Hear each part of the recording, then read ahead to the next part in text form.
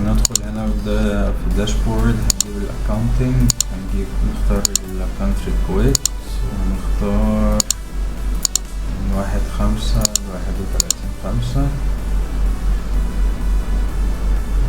التوتال سيلز $13,687. البروفيتس دي البروفيت من الشركة، ده غير شامل سعر المنتجات. فبس الاوفر اول كان بروفيت مارجن كويس جدا، كان تقريبا معدي 30%. السلام عليكم ورحمة الله وبركاته، ازيكم عاملين ايه؟ من كام يوم كتبت بوست عن تجربة لينا في الماركت الكويتي ظهور، اللي احنا شفنا منتج معين في الصين، بعتناه على شركة معينة يعني في الكويت، وقدرنا عن طريق اللي احنا نبيع اونلاين عن طريق الستورز بتاعتنا على تيك توك ادز وسناب شات وفيسبوك ادز، اللي احنا نحقق مبيعات الحمد لله تقريبا اتعدت $10,000 مبيعات. البروفيت مارجن كانت كويسه. طبعا الموديل ده الشركات دي بتساعدنا ان احنا مجرد بس احنا ننقي المنتج، وهم بقى يقدروا يسورسوا المنتج من تشاينا، وفي نفس الوقت يشحنوه على الدولة اللي احنا عايزينها، ويعملوا تخليصه جمركي، وبعد كده يعملوا الوير هاوسنج او التخزين بتاع المنتجات جوه الدول اللي احنا بنبيع فيها. واحنا كل اللي علينا اللي احنا نعمل ماركتنج بقى والسيلز، نجيب سيلز يعني او نجيب اوردرز، وانس بيجي اوردر عندك انت بتبعته للشركة، وهي بقى بتعمل الباكينج والتغليف وبتوصل مع شركات شحن. ولما بتوصل للناس هي بتعمل كاش كوليكشن، عشان احنا الموديل بتاعنا يعتبر مينلي كاش اون ديليفري، كاش اون ديليفري في الخليج. لما بيعملوا كاش كوليكشن هم بياخدوا الكات بتاعتهم او الفيز بتاعت السيرفيسز اللي هم بيقدموها لنا، وبعد كده بيبعتوا لنا بقى البروفيتس على الحسابات بتاعتنا بقى، سواء حساب بنكي او وات ايفر انت عايز ايه. طبعا دولة الكويت كويسة جدا عشان هي صغيرة، والبرتشيزنج باور عندهم عالي، فالاوردرز بتوصل نيكست داي تقريبا، فالسايكل بتبقى سريعه وكويسه. المهم بعد ما انا كتبت البوست بقى لقيت ناس كتيره جدا متحمسه وعايزه تعرف اكتر عن الموضوع، فقلت اصور الفيديو ده بحيث اشرح كل حاجه بقى from A to Z. طبعا لو حد محتاج اي حاجه بعد ما يشوف الفيديو يبقى يبعتولي على طول، وانا هرد على كل الاستفسارات. طيب قبل ما اعمل شير سكرين ونشرح كل حاجة يعني على السكرين، خلينا بس نتكلم في كام حاجة. احنا الشغل بتاعنا احنا بنعمل اي كوم او اي كوميرس. اي كوميرس في منه فروع كتير جدا، احنا دلوقتي هنتخصص بس في COD.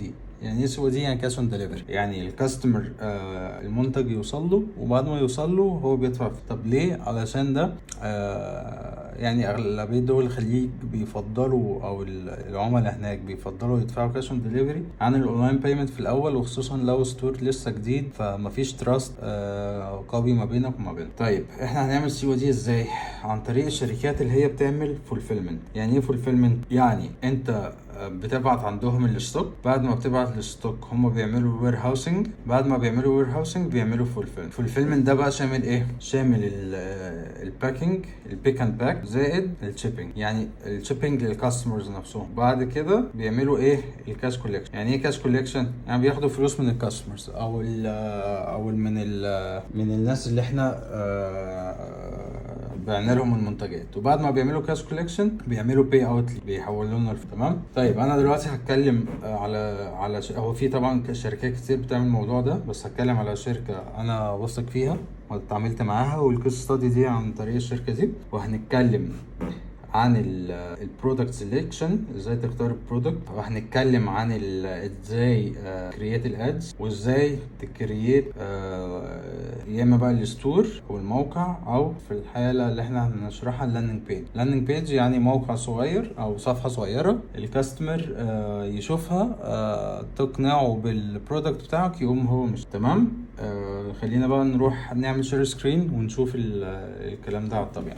طيب احنا اتكلمنا على البيزنس موديل بشكل يعني نظري، وادينا كده اوفر فيو على ايه اللي بالظبط. خلينا بقى دلوقتي نعمل بشكل عملي لو حبينا نشوف منتج تاني موجود في الصين ونستورده بقى او نجيبه للدول الخليج زي الكويت او السعوديه او ايه هي البلد، ايه اللي بيتم بالظبط وايه الخطوات اللي ممكن ناخدها من الاول خالص للاخر. فاحنا زي ما اتكلمنا قلنا المرحله الاولى خالص هي برودكت سيلكت، نشوف ايه هو المنتج اللي ممكن نشتغل عليه. ففي حاجه كويسه جدا اسمها فيسبوك ادز لايبراري، لو كتبتوها على جوجل بتطلع لكم اول حاجه. دي بتظهر الادز الموجوده في كل دول العالم اللي بتتم سواء على الفيسبوك او انستجرام. دي طريقه سيرش انا بفضلها علشان انت بتشوف فعلا الحاجه اللي هي شغاله الفتره دي او شغاله في اي فتره انت عايزها في اي دوله انت عايزها. فاحنا الاستراتيجي بتاعتنا بنشوف ايه الحاجه اللي شغاله كويس في امريكا مثلا ونحاول نطبقها او نجيبها في دوله زي الكويت، بما اننا بنتكلم على الكويت. فاحنا هنا في السيرش هنكتب يونايتد ستيتس، هنخليها اول ادز. هنا هنكتب بقى كلام مثلا بحيث يظهر لنا بس الاعلانات. خلينا نقول مثلا worldwide shipping search. مهم بقى هنا جدا اللي احنا نعمل فلترز عشان نجيب الادز اللي هي الاكتف بس. خلينا نجيب فيديوز ونخلي الادز اكتف. والنقطة هنا دي بقى مهمة جدا، نخليها مثلا اشتغلت من شهرين، اعلان يكون شغال مثلا ابتدى من الفترة من 1 ابريل ل 30 ابريل ولسه شغال لحد دلوقتي. طب ده معناه ايه؟ معناه اللي هو اعلان بقاله تقريبا اكتر من شهرين او 3 شغال ما وقفش. يعني معنى كده ان صاحب الاعلان ده بيدفع كل يوم عليه فلوس، فما فيش حد هيدفع فلوس على اعلان غير لما يكون بيجيب له ريفينيو او بيكسب منه. فهنعمل ابلاي ونبتدي بقى نجو ثرو كده الادز الموجوده ونشوف لو في حاجه شدت انتباه. طبعا هنا في ادز كتير، في حاجات يعني انا مش بفضل طبعا حاجه ليها دعوه بالفاشن خالص في الاول. خلينا نشوف دي حاجات تنظيف. خلينا نفضل ننزل لحد ما نلاقي حاجة تشد انتباهنا. الأدز الظاهرة دلوقتي حاجات ليها دعوة بالساعات، تنظيف الساعات مثلا. خلينا نشوف دي. ماشي، البرودكت ده كويس بس حجمه كبير، فخلينا نبعد عن الحاجات اللي حجمها كبير في الأول. خلينا نفضل ندور تاني. البرودكت ده كويس جدا، شايفه بقالي فترة. ده بيعمل ايه بقى؟ ده زي بيطلع هوا كده، بيتلبس وبيطلع هوا. طيب منتج زي ده فيه كل المواصفات الكويسة، حجمه صغير، بيحل مشكلة جامدة، وخصوصا هناك في الخليج يعني عشان الجو حار جدا. حجمه صغير، ممكن يتشحن جوي بسهولة، ممكن يتعمل عليه براند يبقى كويس. فهنا عجبنا مثلا المنتج ده. خلينا نشوف اللاندنج بيج بتاعتهم او الويب سايت اللي هم شغالين عليها. سايت شايفه سيمبل ونضيف كويس يعني. بيبيعوه هنا بكام؟ $48 القطعة ده. نحاول بقى نشوف الخطوة التانية، نشوفه موجود في الصين بكام. فأول حاجة هندخل على علي بابا. هو هنا اسمه ايه؟ خلينا نشوف اسم المنتج. هم مسمينه كل كليب بس هو ده مش اسمه، هم مسمينه كده. خلينا نقول بيرسونال فان مثلا. طيب هنا طلع لي منتجات تانية احنا عايزين ده بالذات. مثلا فاريبل. تمام. طيب ما عرفناش نجيبه بالاسم، فهنعمل حاجة تانية، هنسيرش بالإيمج. فهندخل هنا تاني، هنعمل الإيمج، هنرفع الإيمج، طلع علينا هو الحمد لله. طيب السعر كام؟ ده ريفرنس بس، سعر ريفرنس كده. فالسعر $6. وهم هنا بيبيعوه بكام؟ هو اتحول مصري مش عارف ليه، بس خلينا نرجع تاني بالدولار. يونايتد ستيتس بيبيعوه هنا بكام؟ $48. يعني شايفين المكسب قد ايه؟ حوالي 8 أضعاف أو حاجة زي. ومنتج أنا شايفه كويس وجميل ويمشي كويس جدا في دول. طيب الخطوة اللي بعد كده أنت لقيته، هنبتدي تكونتاكت السبلاير ده وتتأكد إن السبلاير ده كويس. يعني ده هنا بقاله 9 سنين، وتدخل تعمل ريسيرش كويس عليه وتشوفه ده سبلاير عمل 40,000 ترانزاكشن، قصدي 100 ترانزاكشن $40,000. تقعد تدور على السبلايرز كويسين ولحد ما تتفق معاهم على سعر كويس. هم ممكن يعملوا حاجة اسمها DDP أو يشحنوا دايركت للمخزن في الكويت. أو بقى لو أنت عايز تريح دماغك خالص من الموال ده كله، بتاخد اللينك، نروح بقى على الشركة اللي احنا بنتعامل معاها اسمها لوجيستيو. هو في شركات كتير بتعمل موضوع الوير هاوسنج والشيبنج والفولفيلمنت، بس الشركه اللي انا بتكلم عليها في الكيس ستادي دي، انا اشتغلت مع شركات كتير، بس الشركه اللي بتعامل معاها الفتره دي، او قصدي في الكيس ستادي دي، اسمها لوجيسيو. هم محترمين جدا وبيقدموا سولوشن كويس جدا. يعني نختار لوجيستيو بالك.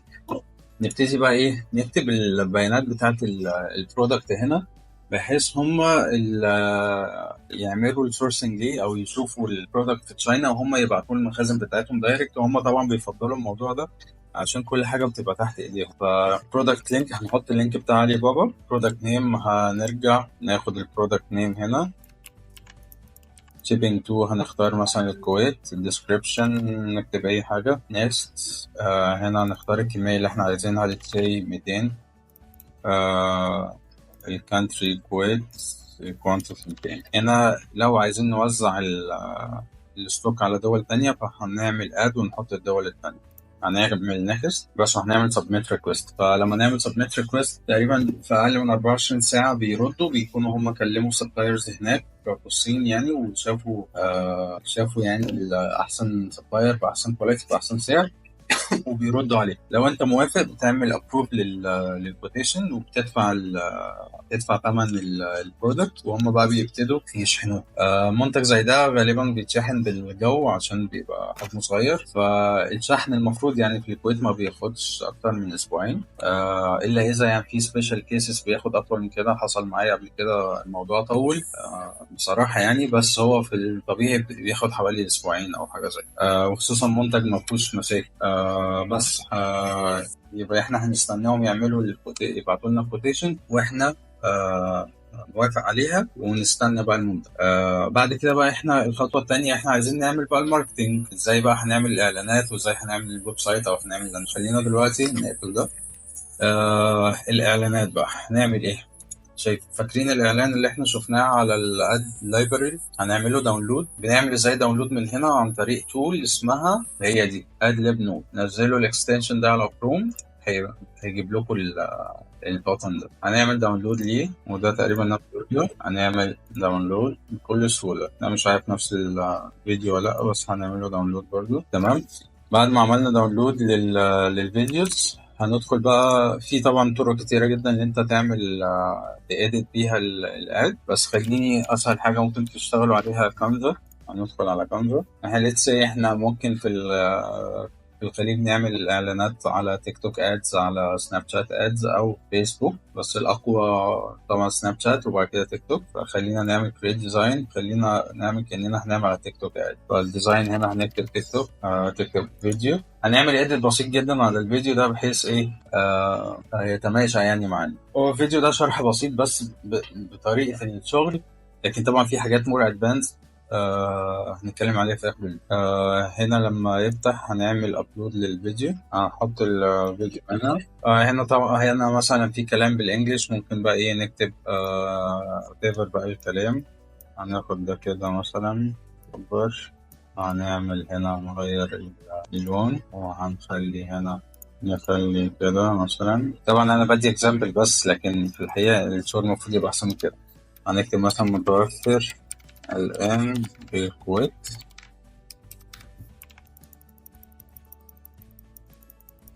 أو متوفر الحين بقى.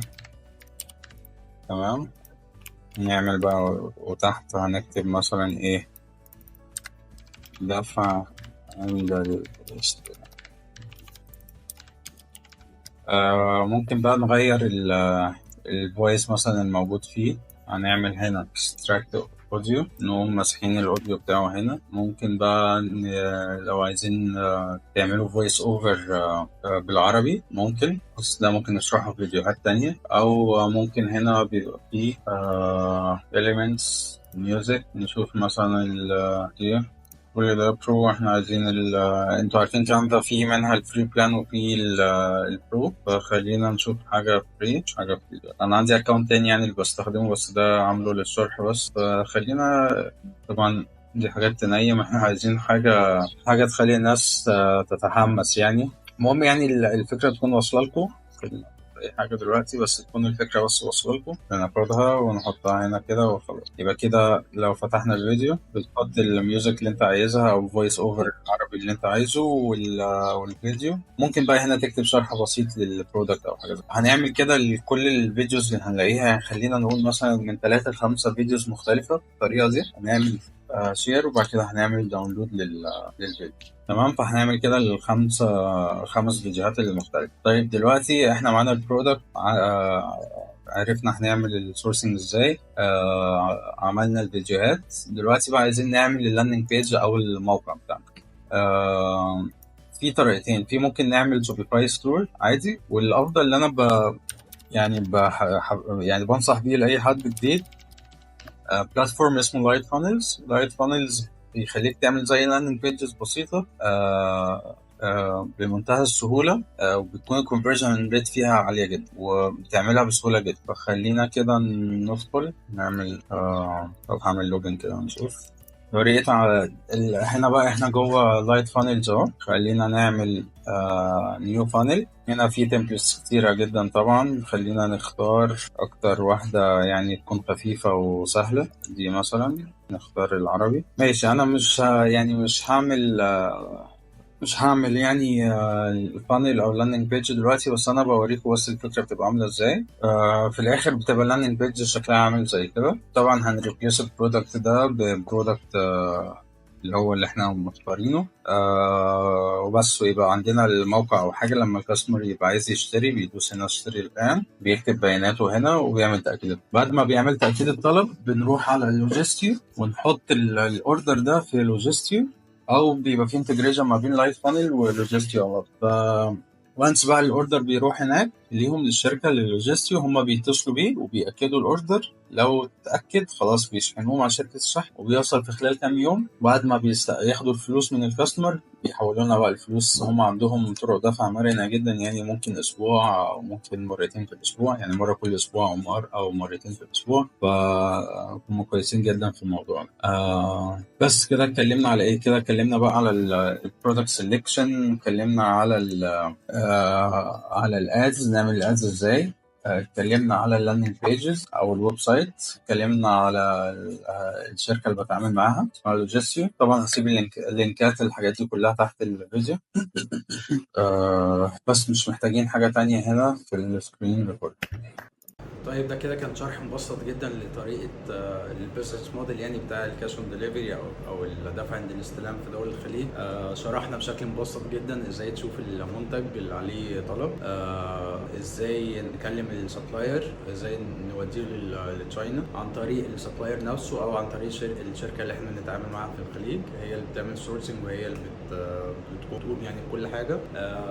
برضو شفنا ازاي نعمل الادز بطريقه مبسطه جدا. طبعا لما اشتغل بقى في حاجات ادفانسد اكتر بتقوم بيها علشان الاد ينجح معاك. شفنا برضو في الاخر ازاي تعمل ويب سايت او ازاي تعمل لاندنج بيج وازاي تجيب الاوردرز. ما اتكلمناش بس عن الحته بتاعت الاد كرييشن على الادز او السناب شات، بس هو برضو بتبقى مبسطه وهتلاقوا كل حاجه موجوده على اليوتيوب تشرح بالظبط كل حاجه ستيب باي ستيب. الموديل عموما بتاع الكاش اون ديليفري. لو بقى حد انا عن نفسي ما بديش كورسز دلوقتي او يعني ما فيش منتورشيب او يعني لسه ما عملتش كورس، بس لو حد عايز يعني يكسب وقت ومجهود، في شخص محترم جدا وشاطر جدا اسمه عمرو عبد النبي. هو كان عامل كورس انا شفته بنفسي، يعني كان كورس بصراحه محترم جدا وشارح كل حاجه دي بالظبط وزي. هسيب اللينك بتاع البروفايل بتاعه لو حد محتاج يكلمه او دي حاجه. الحاجه الثانيه لو حد محتاج انا اللي بيعمل لي الاعلانات بتاعتي الاد اللاندنج بيجز والويب سايت، شخص اسمه مناد برضو محترم جدا وشاطر جدا. هو اللي بيعمل لي كل حاجه يعني توزي. لو حد الموضوع بالنسبه له صعب في الاول اللي هو يعمل الادز ويعمل ويب سايتس وبتاع، ممكن مناد يساعده فيها ويعملها له طبعا بالمقابل. بس وقولوا لي بقى رايكم في الفيديو. لو حد محتاج اي حاجه او عايز يعرف اي حاجه اكتر قولوا لي في الكومنتس وان شاء الله هرد عليكم.